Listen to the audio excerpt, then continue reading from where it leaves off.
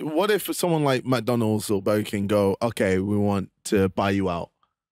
This man doesn't care about money. I mean, everyone has a price. If I asked to buy Simon for $1 trillion, you would say yes. So there is a price. We have a low price.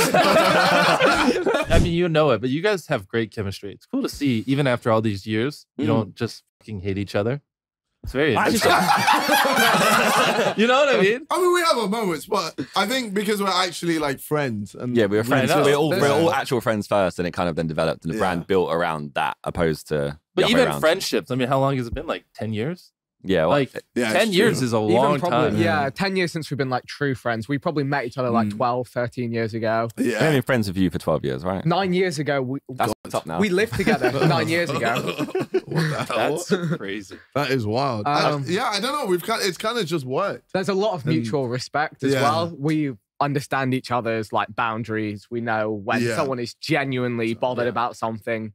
And I feel like there's always someone else to say, like, hey, look, you've said something that is too far in that case. Yeah. Like, let's sort it out. I think because there were genuine beefs around the diss tracks. Yeah. And oh my God. I forgot about that era. There's genuine beef as well. Like, you guys went at each other. But like, there's times where we argue with each other and we're like, oh, I don't think this is a good idea. Oh, I think this is a good idea. Oh, what the hell? Da, da, da. You know, like, as friendships but it's not like personal. No, it's only work stuff just the last few years. Stuff, yeah.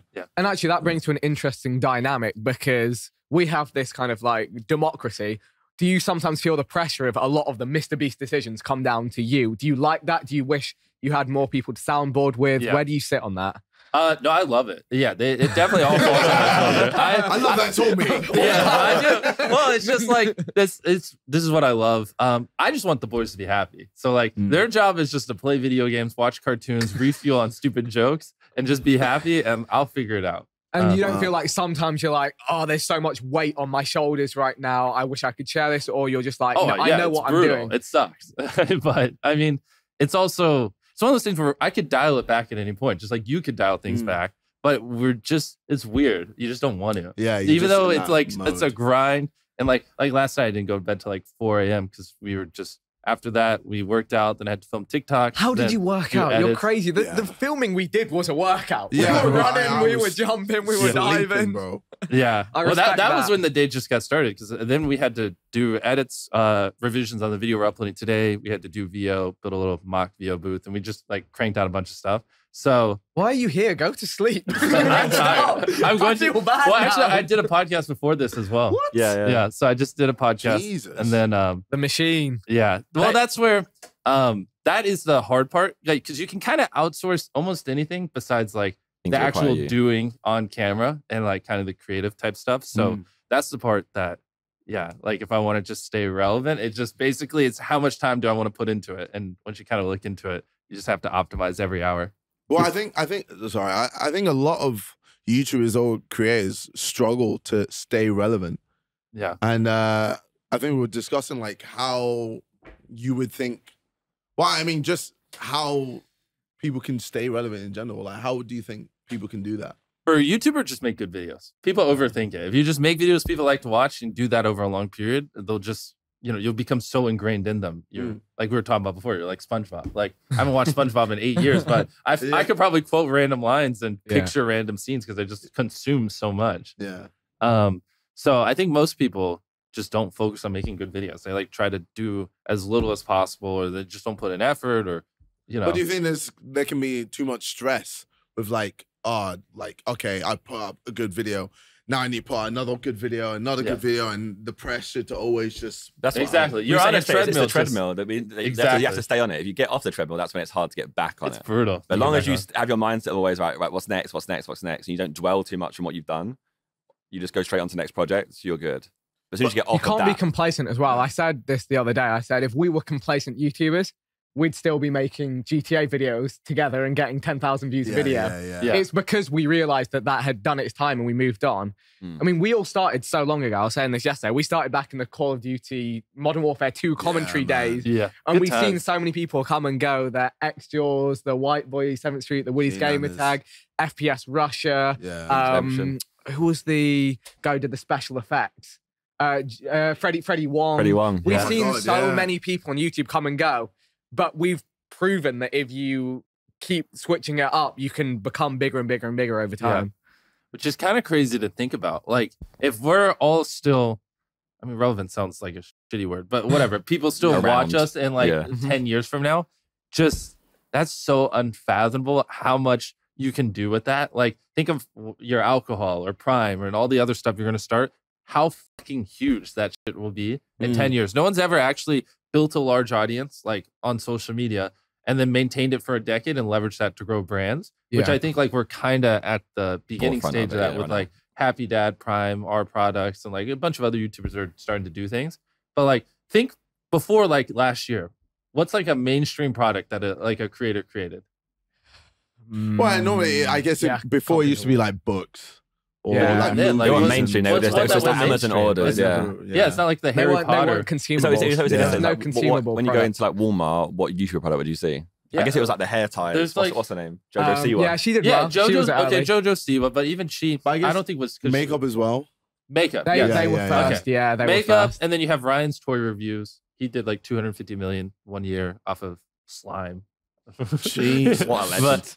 That's the thing. Like, kids don't really count. It's a different vertical. And then, so I guess it's makeup. So as up to this point, it's really only ever been makeup that's like really broken away. Like, I remember we used to look at makeup and we were like, "Where's our makeup? What can we give our money? What can we give to the boys?" And that's what's exciting about this next wave, because we're breaking away from that, and it's going to be so like Prime's going to be worth $10 billion one day. You know what I mean? We'll see. I mean, it's crushing. Every time I go to Walmart in America, there's Prime in every one of them. I go in random stores sometimes and I see it, and I'm like, get in the UK. It's impossible to get fined. Oh, really? Bro, I went because we just launched at Walmart for our product, and so I was looking at the shelves and stuff, and I look over, there's like 3 rows of Prime, like probably 500 bottles there, and it's like, holy shit, you guys have so much shelf space. But and there's just no way you're not selling well if you have that much space. But yeah, so it's like exciting to see that and like Happy Dad and everything else. Yeah. Well, even with like sites as well, like how we're slowly, branching out and getting bigger and bigger and bigger.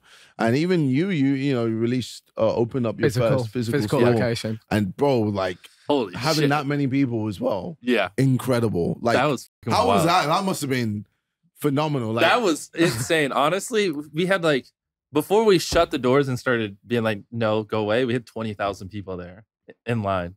How many of those people turning up were thinking, am I going to get 10K today? I'm just turning up. Well, so maybe Jimmy gives me 10K. A lot of people say that, but I ended up taking photos with every single person we served. So I took the photos with 10,000 people. We cut off the line after 10,000, told them to go home. How did you get through 10? That's a lot. Bro, we broke the world record for most burgers sold in a day. Nice. I had like 50 people back there just going ham. That's impressive. Those things. Jesus, man. And so, yeah, they would go through, and then the problem, that was probably the most stressful, hardest day of my entire existence. I didn't think it would be that crazy. I thought it would be like 2,000 or 3,000, not 20.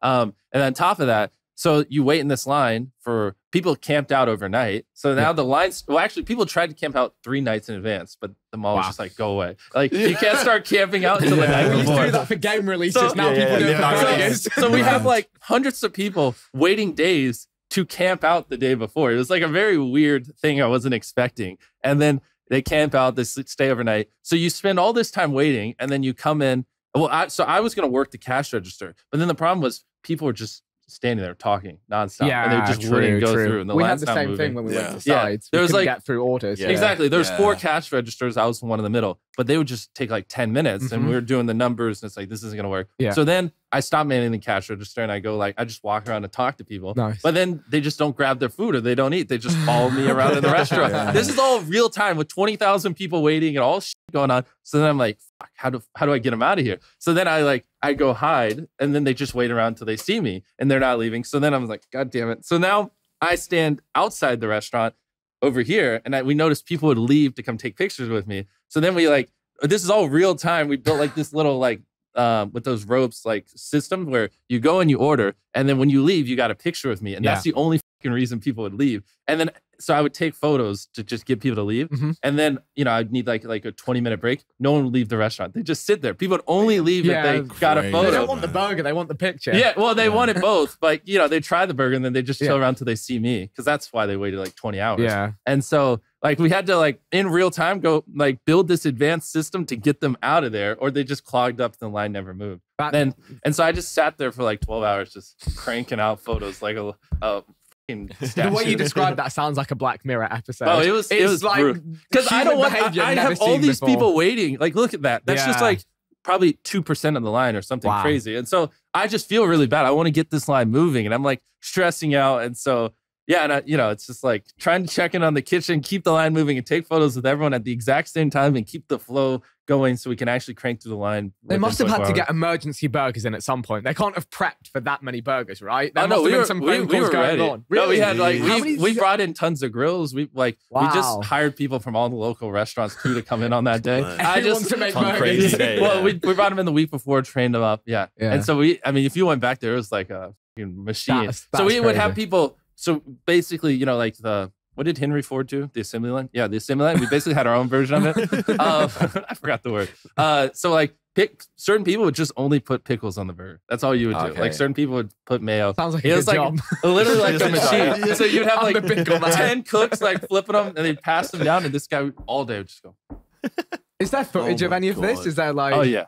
We're probably going to make a video on it. I'm just like... I want to see this. I was supposed to make a video, but the problem is I ended up just taking photos. I literally... So we would like get a group of... I was doing individuals, but then it would take too long. And we guessed it'd take like 7 days. And obviously I can't do 7 days straight of it. So then we started doing like groups of 20. So we'd bunch people in a group of 20. And then I'd walk over and I'd say hi to them. Thanks for coming out. And be like, sorry, I don't mean to rush you along. Just got to keep taking photos. Then I'd take a photo with 20 of them. And then I'd walk over to, and then while I did that, they'd get another group of 20 on my right. And I'd go take a photo with them, say hi to them for like 10 seconds. And I'd go back and take a photo with them. And that's basically what I did for 12 hours. So everyone could get a photo with me. Wow. And then we did, like, people would like try to fumble with their phones and it'd add too much time because we were having to measure the throughput to keep the line moving. That's what I'm saying. It was stressful. There's only variables. On the Mr. Beast Burger Instagram, we just posted them all there and just like, go find it up there. And like the story had like 1,000+ just group photos up there. It was that's a good crazy. idea, to be fair. It would take you like an hour to ship I'm intrigued. So where do you see Mr. Beast like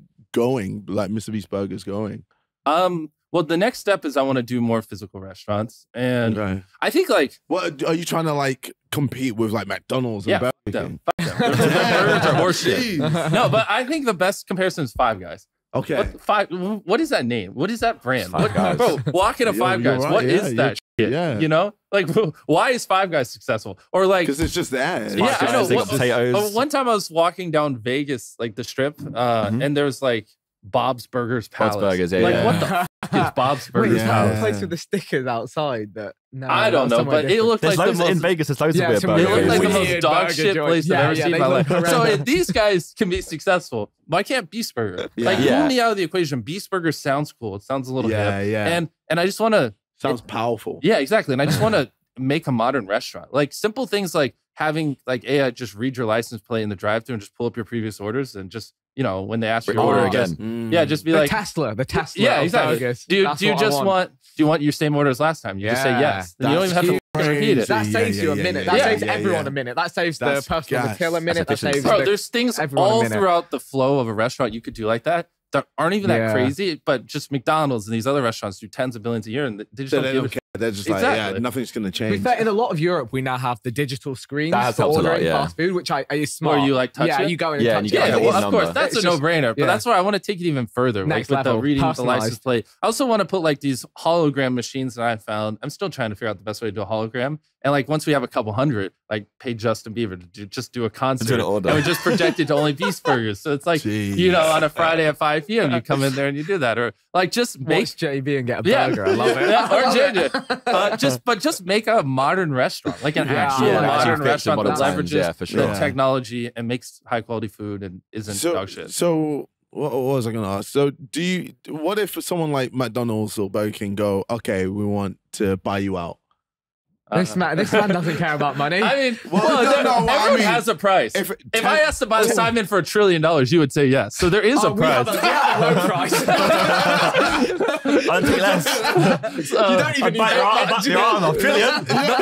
The question is never would you sell. It's just what is the amount. So do you have an amount in mind? Well, I can't say, but if you say a number, and I'll tell you yes or no. Okay, so for Beast Burger, Beast Burger's 10 billion right now for 50%. Oh yeah, of course. That's a no-brainer. Oh, okay. All right, whole company then. What for everything we're doing? Everything. Yeah. Oh, and you're detached. That from on the it. other side would be hard. I actually have had someone offer $1 billion to buy like our companies before, but I was like, so. Yeah. Because it'd be weird.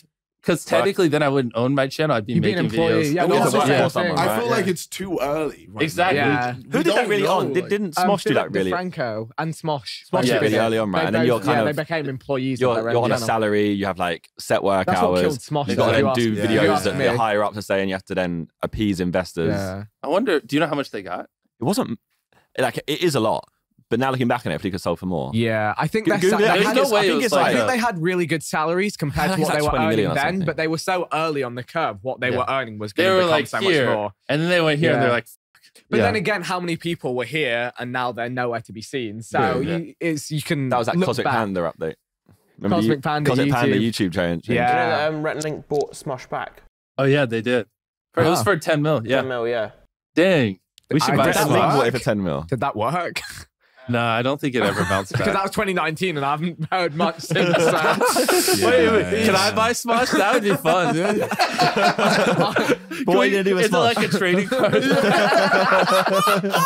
Trade it up.